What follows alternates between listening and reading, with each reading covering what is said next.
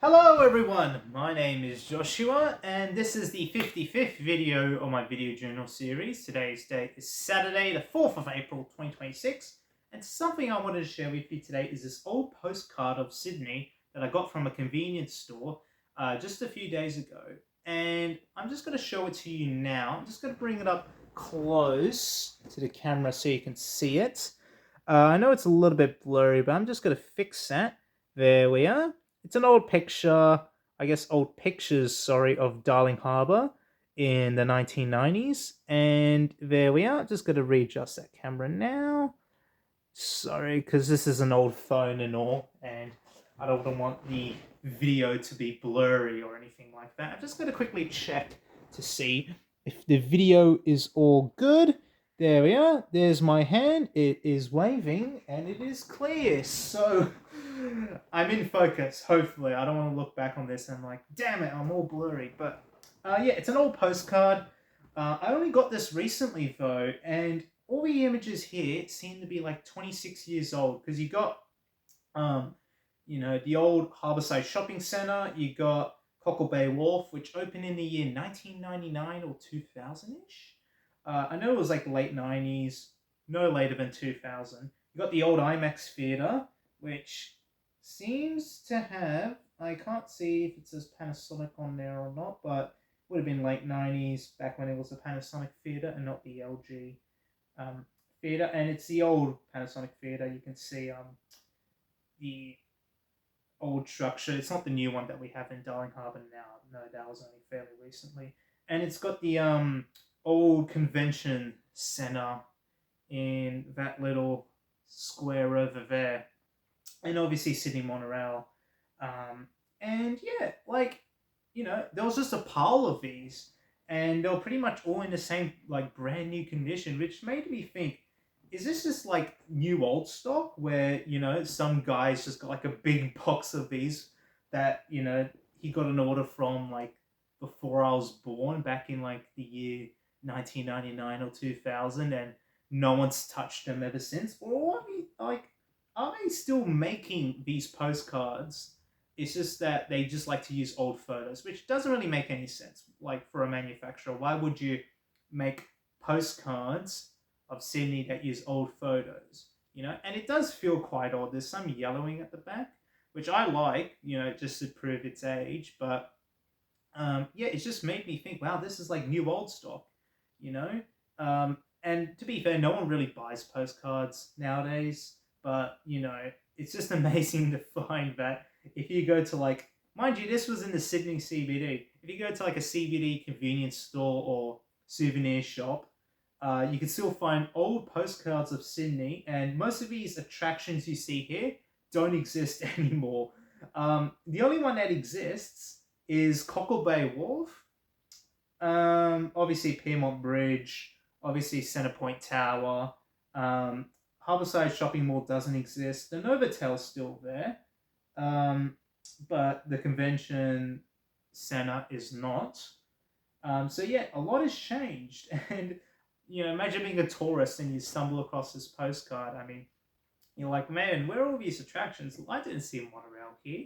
But no, I honestly love old postcards like these. I got a whole collection of postcards in my bedroom, and by collection I mean like 3 or 4. But they're just like of Darling Harbour and Sydney in the 90s, and I find that era pretty nostalgic, even though I wasn't alive back then.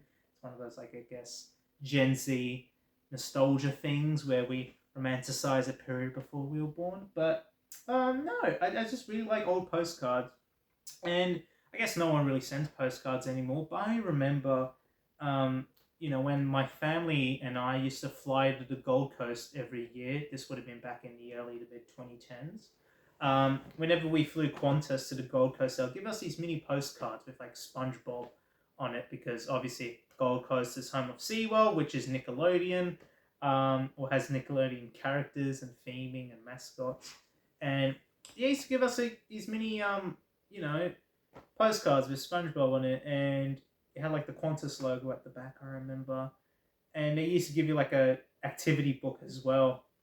And I used to remember, my family in the Gold Coast, my family, when we went to the Gold Coast, we sent postcards to family and friends back at home. And obviously, mail's quite slow, so it'll be by the time we went back to Sydney when our family members would actually receive those postcards that we sent when we were back in Queensland. But anyway, I really love postcards because, I guess nowadays we take communication for granted. I mean, we can pretty much send instant messaging in a matter of milliseconds, juxtaposed to, I guess decades ago where we had to rely on mail and postcards. And postcards are small, you only can write like a few sentences, or, I've seen some people write up, over the text and just use up the whole postcard to tell their life story or how great their trip is. But I always like those like few lines that you're given, it really made you think, what should you say,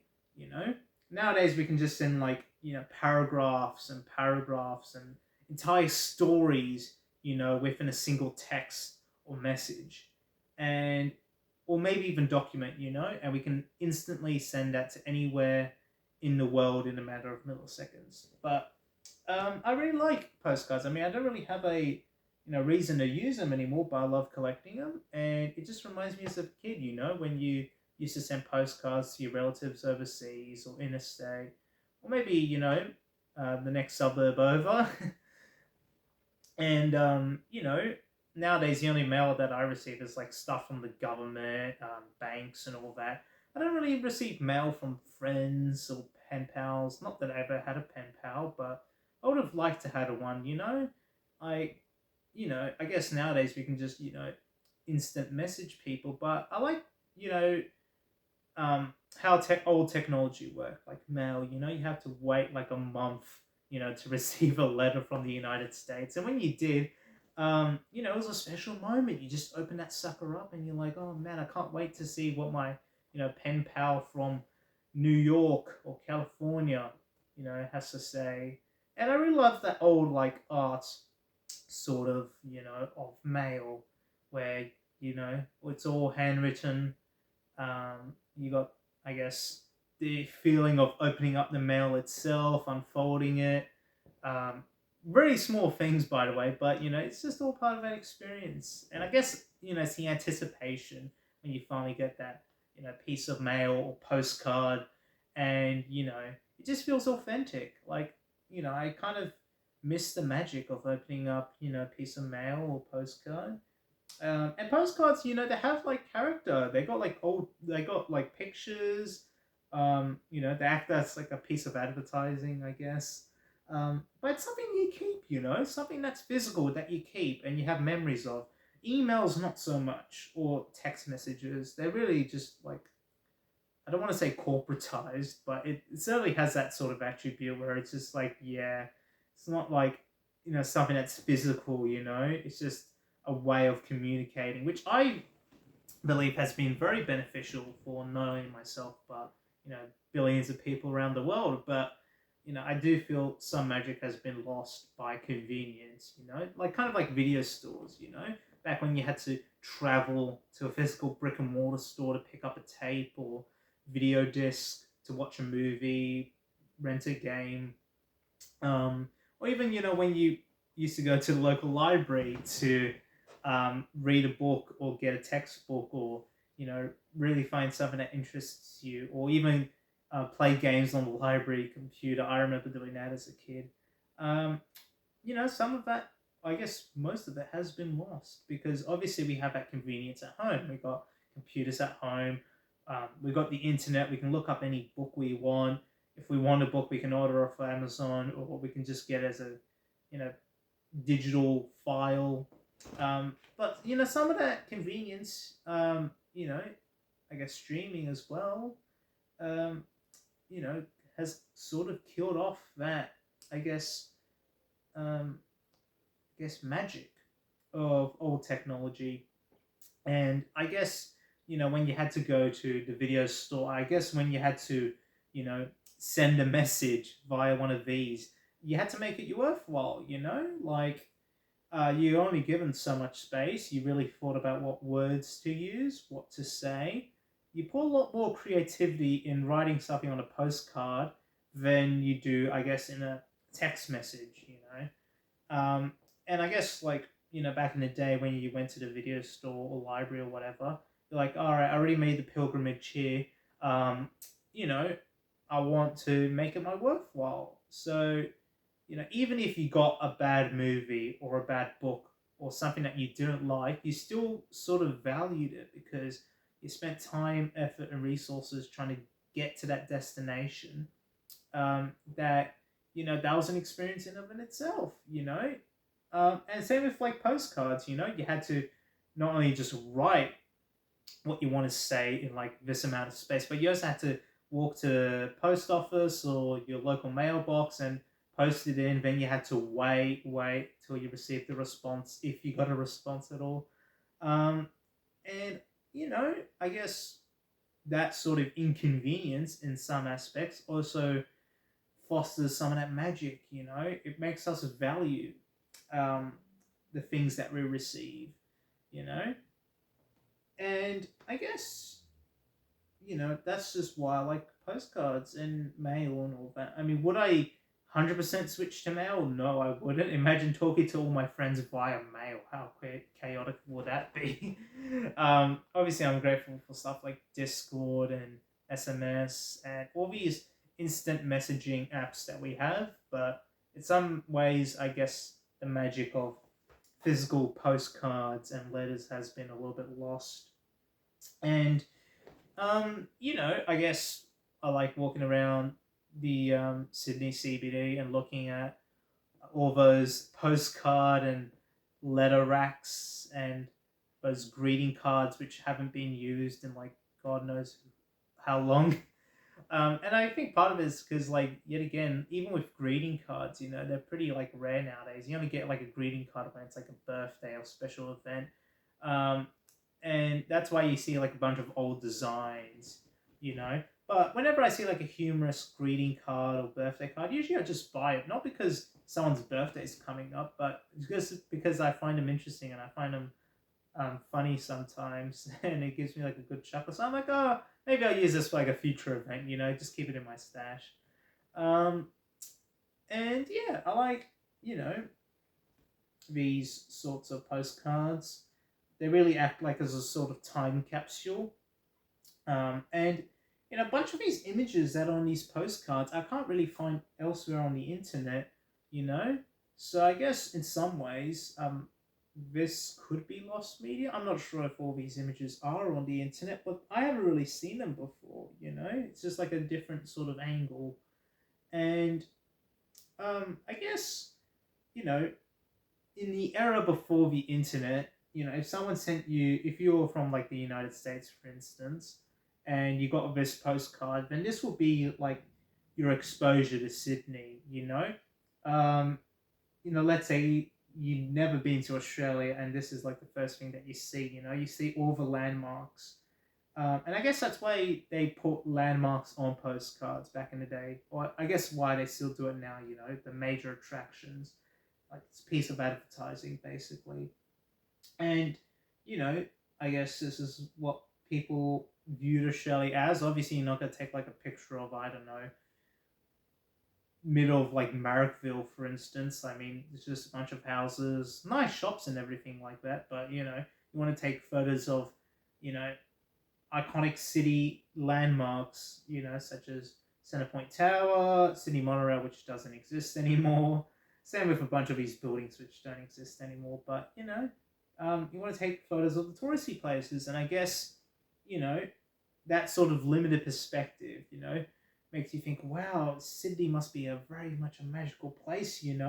All these major attractions, and I love my city, but I guess back in the day, this is all you had to really go off. Now we have stuff like Google Maps and the internet, which shows us, I guess, the good and bad of things. And I guess it shows us that Sydney's a lot more than these landmarks, there's a bunch of like places, especially around the inner suburbs and even outer suburbs, which have their own landmarks and things to do. But yeah, back in the day, you pretty much had to like if you got sent one of these by your relatives going to Australia, this would have been pretty much your only perceptions of Australia, apart from like kangaroos, koalas, didgeridoos, Uluru, Democracy Manifest. I mean, all our great historical moments, really.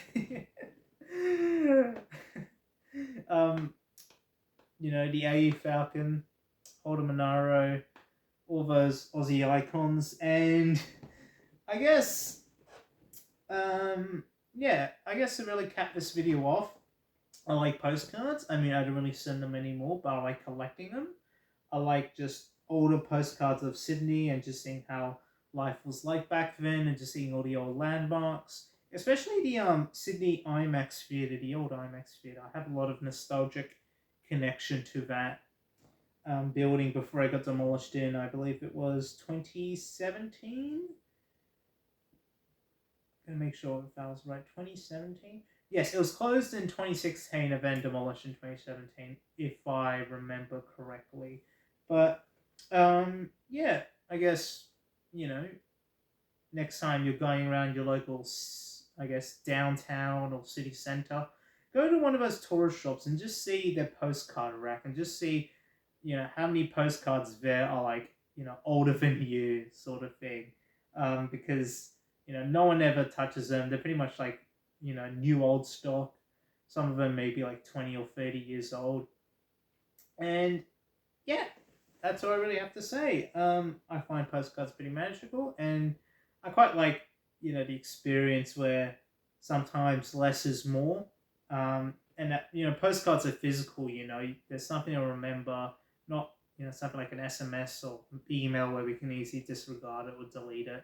Postcards, they're a memory, and I guess they bring me to a magical time in the past where you know you wait, you wait, you wait, and then you finally get that postcard or letter in the mail, or maybe you send one to a friend or relative and you hear that they got your postcard and they liked it, sort of thing. But anyway, that's what I have to say, and I'll catch you all later. Bye. See you. Take care.